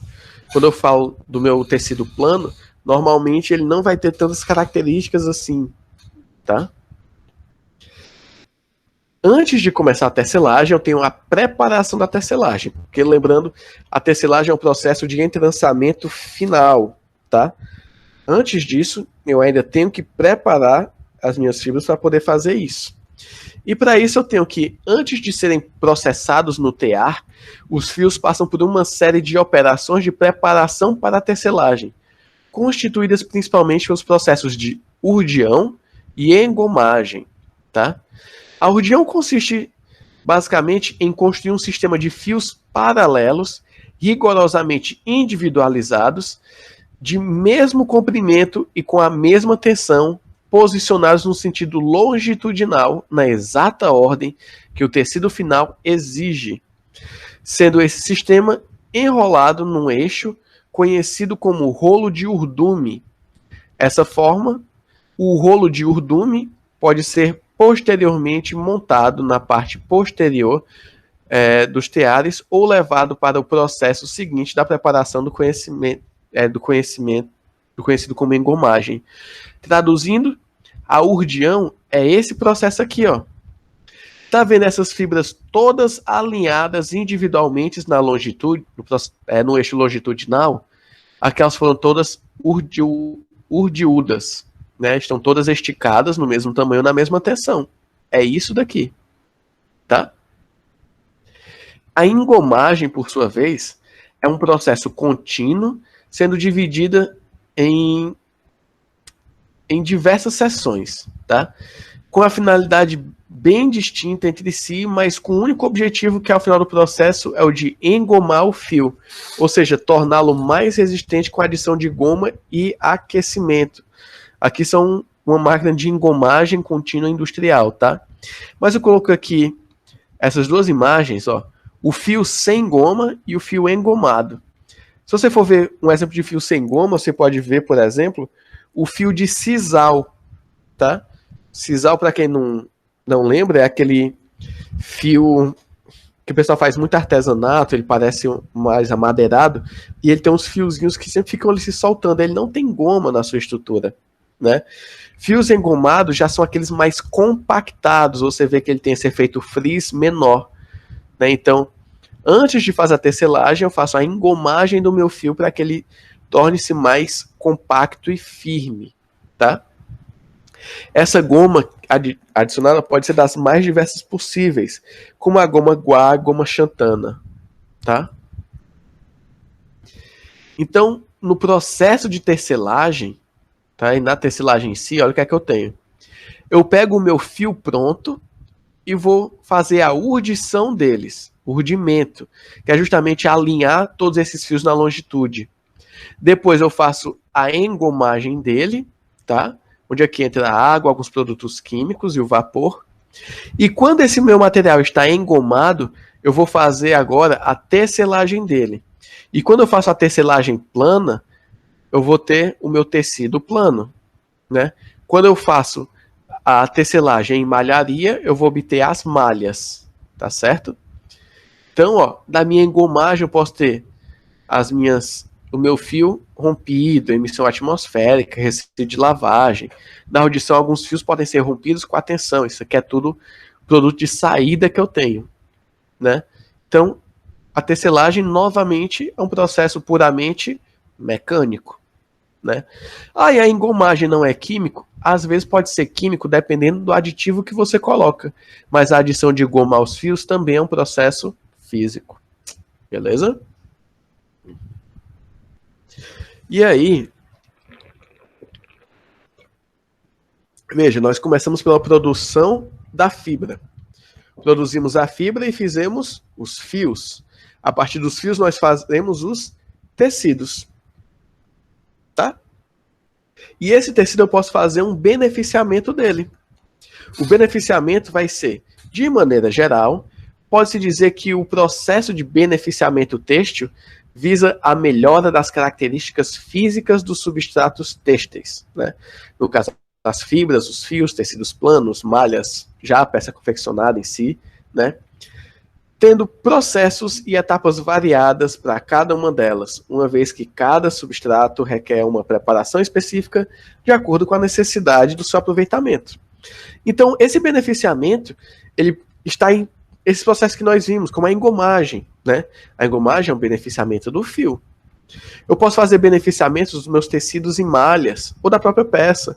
Isso pode ser a tintura, pode ser um trabalho de adição de aditivos, como antistático, por exemplo, posso adicionar ali um outro material polimérico, por exemplo, para poder dar características de resistência a ele, né, dentre outros, tá bom? Então, as operações que vão estar envolvidas no beneficiamento têxtil, basicamente vai ser o recebimento do substrato têxtil, que pode ser o tecido plano cru ou a malha crua, tá? E aí eu faço o beneficiamento primário deles, que pode ser a desengomagem, a purga, o pré-alvejamento, alvejamento, chamuscagem, a mercerização, tá? Que cada um deles vai te dar características mecânicas distintas, tá? Então, por exemplo, a desengomagem, você pode tirar a goma da fibra e tornar ela um pouco mais macia, mas em compensação um pouco mais quebradiça. A purga é quando você trabalha com a estrutura gasosa dela. Você pode tirar os espaçamentos da fibra que existe ali. Pré-alvejamento e alvejamento são processos de clareamento. Chamuscamento, você pode fazer tratamentos térmicos, chegando até mesmo a colocar fogo diretamente sobre a fibra para mexer um pouco nas suas características, né? E quando você faz esse beneficiamento primário, você pode, que isso aqui é o que muda a propriedade do tecido, né? Você pode fazer agora o beneficiamento secundário, que vem do tingimento, que é aplicar diretamente a tintura sobre o tecido, e a estamparia, que é você poder colocar padrões específicos sobre ela. Você pode ir do primário para o terciário, ou do primário diretamente para o terciário, desculpa, do secundário para o terciário, ou diretamente do primário para o terciário, né? E no beneficiamento terciário vem a impregnação, calandragem, rama, flanelização, amaciamento, dentre outros. Mudanças de propriedades também, tá? Então, falando um pouquinho desses beneficiamentos, nós temos, por exemplo, as lavanderias, que no caso é utilizado como parte final do processo produtivo de empresas de confecção e de vestuário na etapa de lavagem e beneficiamento de produtos, em especial peças de jeans, brim, algodão. É interessante comentar que ele é especialmente utilizado nessas indústrias aqui, porque o material que é utilizado aqui, ele tem uma fixação de corantes muito difícil, tá? O corante azul índigo, por exemplo, do jeans, varia sua absorção de 20% a 8%. É muito pouco, né? Então, as diferentes lavagens que você faz podem mudar suas colorações nesse tecido, né? E você ter aspectos totalmente diferentes aí.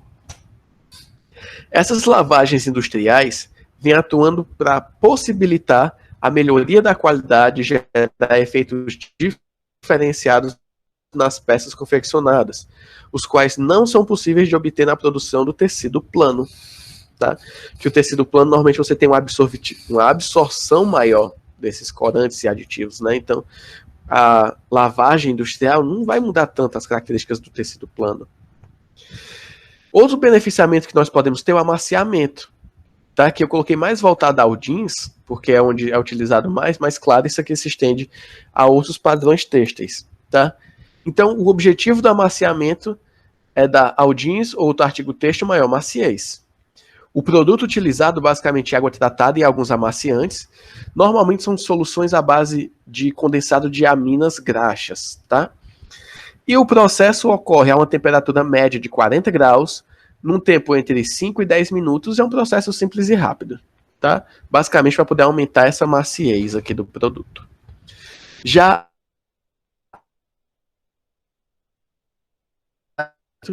que possui como objetivo fornecer ao jeans um aspecto envelhecido, desgastado e talvez um pouco mais atraente, né?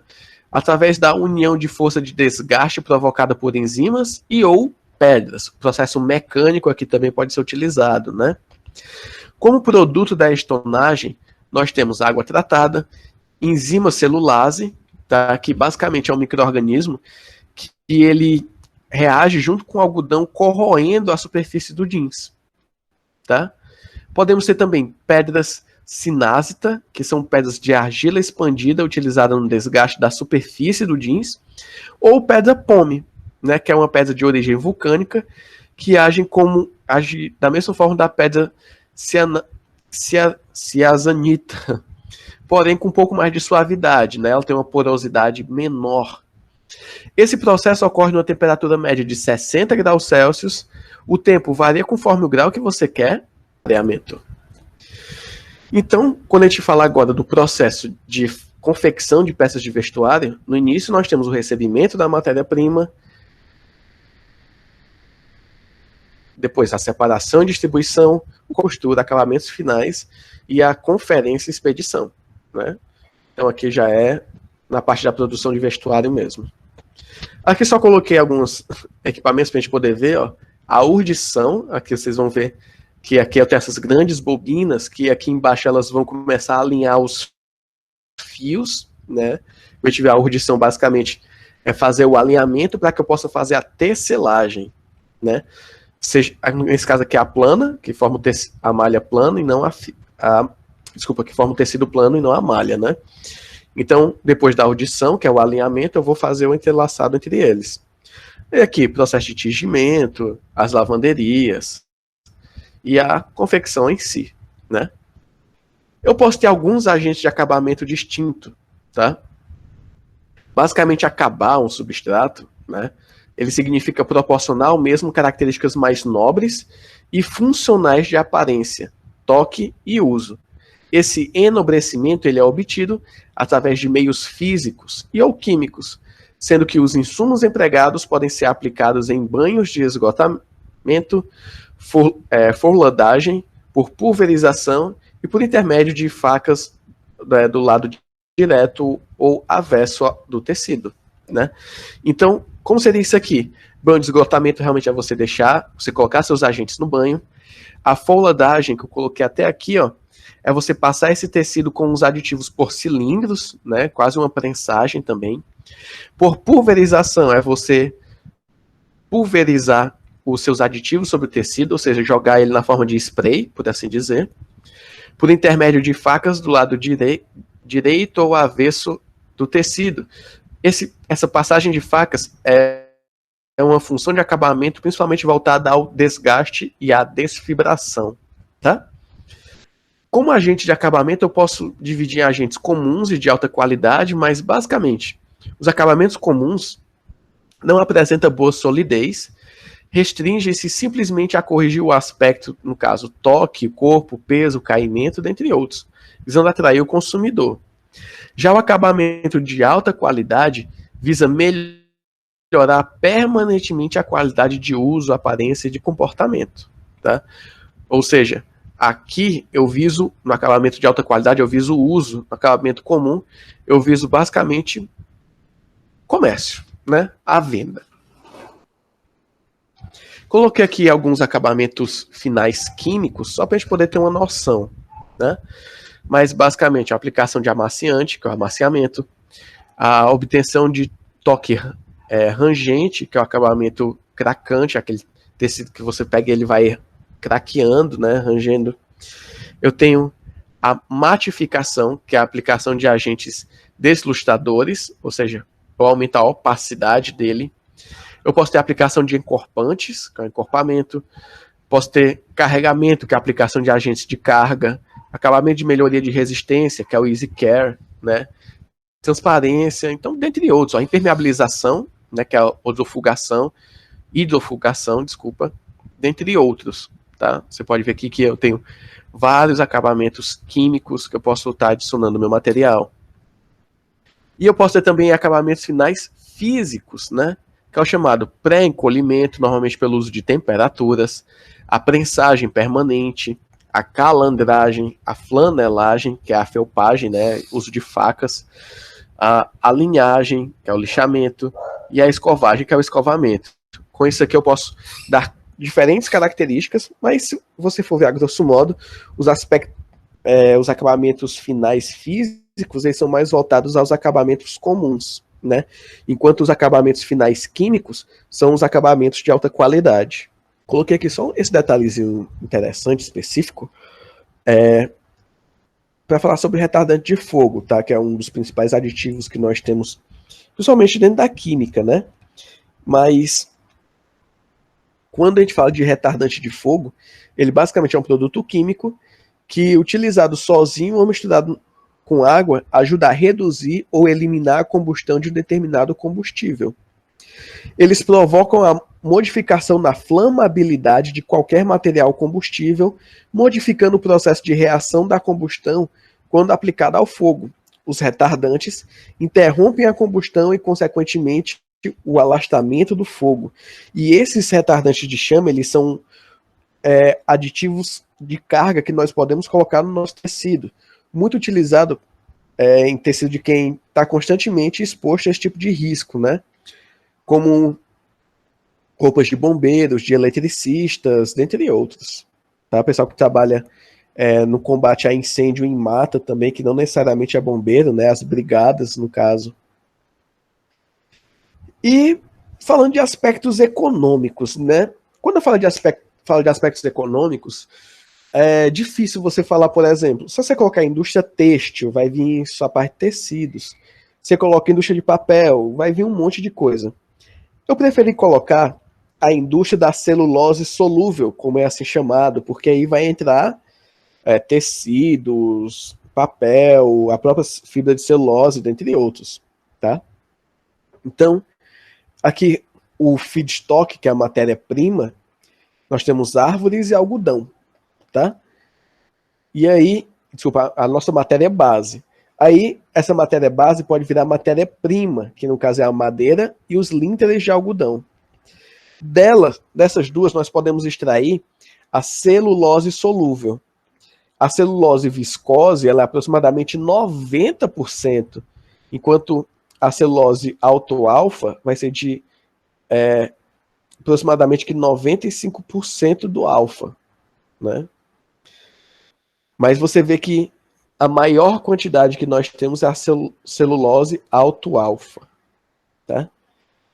Daí nós podemos ter os derivados da celulose, que do celulose grau viscose, que é aproximadamente 90% alfa, nós temos a viscose, e do alto-alfa, que é a partir de 95%, nós vamos ter os acetatos de celulose, os éteres de celulose, nitrocelulose, celulose microcristalina, dentre outros, tá?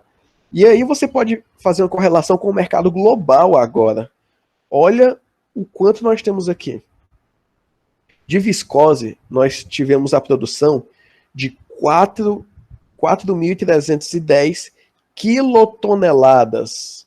Ou seja, nós temos aqui 4,3 milhões de toneladas, o que equivale a em torno de 70% do mercado global. Tá?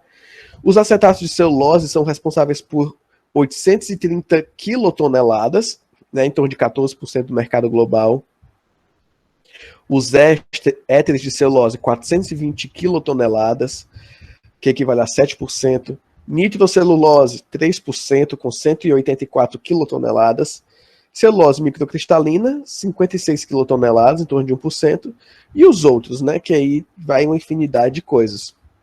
E aqui só para poder comentar um pouquinho suas aplicações, ó. A aplicação da viscose, né, que foi o nosso recorde máximo aqui do mercado global, tem uma aplicação têxtil. O acetato de celulose serve para telas de LCD, filmes fotográficos e também para a indústria têxtil, é claro. Os éteres de celulose servem para fármacos, aditivos alimentícios, cosméticos, lama de perfuração. Nitrocelulose para tintas especiais, vernizes explosivos. Celulose microcristalina para fármacos, aditivos alimentícios e cosméticos. E os outros, né, derivados da celulose que ficaram aqui, ainda entra o celofane, pneus, embalagens e higiene hospitalar. Tá? Você vê que aplicações são as mais vastas possíveis. E quando eu falo de mercado global, eu vejo que isso daqui ele ainda tem os dominantes. Você vê que a viscose, né, como nós vimos anteriormente, com 74% da produção mundial, também é o que alavanca o mercado, né? Mas em termos aqui, ó, nós temos assim, mercado global da celulose solúvel em milhões de toneladas, né? Você pode ver claramente que nós temos quase que uma constante, mas a viscose em constante alta, né? Uma quedazinha entre 2007 e 2008, mas rapidamente recuperado e continua ascendente. Infelizmente, é muito ruim você conseguir dados de algumas indústrias, né? Tipo, o de tintas eu consegui os dados de 2020 porque a Associação Brasileira disponibilizou, né, de produtores de tintas e vernizes. A Organização Brasileira de Produção de Celulose Solúvel não disponibilizou esses dados, então acabou ficando um pouco defasado, mas tem como ter uma noção, né? Que tipo, em 2012, esse mercado movimentou em torno de 5,5 bilhões de dólares, né? Ou seja, muito dinheiro circula ao redor disso daqui. Produtividade das florestas por metro quadrado por hectare, por ano, tá? Então, olha só que interessante. O Brasil sempre está sendo o país que produz mais por hectare. Nós somos um dos melhores produtores mundiais e, diga-se de passagem, bem à frente dos concorrentes, né? Quando você olha aqui, por exemplo, das fibras curtas, a nossa produtividade por metro quadrado por hectare por ano é em torno de 44, enquanto o Chile fica aí em segundo lugar com 28 e a África do Sul com 20, né? Ou seja, há uma discrepância muito grande. Mesma coisa nós podemos observar para a produção em fibras longas, né? Porque o Brasil consegue produzir 28 metros cúbicos por hectare por ano, enquanto o Chile, em segundo lugar, apenas 22, tá? E aí, quando você para ver esses gráficos, nós vemos que o Brasil, ele está, por si só, como um grande produtor mundial, né? Se a gente for ver taxas de importação e exportação, a gente vai ver que imposto aqui, infelizmente, ainda é aquele fator limitante, né, entre a gente ser grande no mundo ou não, ou usar só como consumo interno, né? Mas enfim, bora dar continuidade. Ó, mercado global de celulose solúvel e da indústria têxtil. Quando eu falo da celulose, né, eu tenho essa grande diferenciação aí, que aproximadamente 74% é viscose, né? Eu tenho aí o acetato de celulose, a nitrocelulose, éteres e celulose, né? No resto do percentual. Mas quando eu passo isso para a indústria têxtil, olha o que acontece. Eu vejo que a minha viscose, ela fica lá embaixo, né? Ou seja, nem toda essa viscose é utilizada voltada à indústria têxtil, tá? Eu tenho na indústria têxtil como maiores proporções outras fibras químicas e fibras naturais, tá? Então, nas fibras têxteis, aqui, esses segundos de fios têxteis, porque tende a essa mesma proporção, né? Afinal, a partir do fio, a partir da fibra nós fazemos o fio, e a partir dos fios nós podemos fazer as malhas e tecidos, né? Então, veja que a quantidade de viscose aqui permanece constante, aqui eu vou ter outros, né? E quando eu falo esses números aqui em cima, eles são referentes aos milhões de toneladas produzidas em 2011. Tá? Então, aqui, por exemplo, de fibras, 78,5 milhões de toneladas, de fios, 71,9 milhões de toneladas, e de malhas e tecidos, 70,4 milhões de toneladas. Tá? O mercado têxtil no Brasil e no mundo, né, pelo tipo de fibra, nós temos aqui que no mundo nós temos aproximadamente ali 75% das fibras sendo químicas ou sintéticas e o restante sendo fibras naturais, tá? Mundialmente são produzidos 78,5 milhões de toneladas em 2011. Já o Brasil tem aproximadamente 45% de fibras químicas ou de fibras sintéticas. E os outros 55%, né, de fibras naturais. O Brasil sendo responsável por 2,6 milhões de toneladas de produção em 2011. Quando eu falo do mercado global de fibras de viscose, né, em termos de milhões de toneladas, eu vejo que é um mercado crescente, onde nós tivemos essa quebra, né, em 2007 para 2008, mas em 2012 nós tivemos a produção de 4,3 milhões de toneladas de viscose, né, onde vimos que uma boa parte dela é aplicada, uma parte dela é aplicada na minha indústria têxtil. O custo de mão de obra da indústria têxtil, dólares por hora, né? Então aqui são vários países. Então esses mais escuros nós temos os principais exportadores de fibra e fios de viscose, né? Então você vê, por exemplo, que aqui Austrália, Turquia e China são grandes exportadores, né, de fibra e fios. Aqui nesse azul, nesse cinza um pouquinho mais claro, principais exportadores de fio de viscose. Nós temos aqui a Alemanha, né, representando bem ele, e aqui também a Tailândia. Depois, nós vamos ter os demais exportadores de fibra de viscose, né, que nós podemos ver que o custo de mão de obra, por exemplo, é muito alto na Suíça, na Austrália, porque eles aqui vão estar produzindo materiais de elevado valor comercial agregado, né? Você pode ver que o custo médio dos países é de 11,7 dólares por hora, né? E a Suíça está lá quase em 40. Já o Brasil, por sua vez, normalmente tem-se 3,88 dólares por hora na mão de obra da indústria têxtil, né? Quanto mais baixo o custo, maior tende a ser as vendas, né? Se o material for produzido em larga escala. Então você vê que o Paquistão, Vietnã, Índia, Indonésia, até China, Tailândia, tem custo de mão de obra muito baixo. Se eles conseguem produzir os materiais têxteis com um custo de matéria-prima baixo também, eles exportam para o mundo inteiro, né? Que é o caso que a gente vê da China, principal exportador de fibras e fios de viscose, né? Seguido da Indonésia e da Índia. E quando a gente fala do custo de produção no Brasil, né, a gente pode olhar por esse gráfico aqui, que o maior gasto está em pessoal.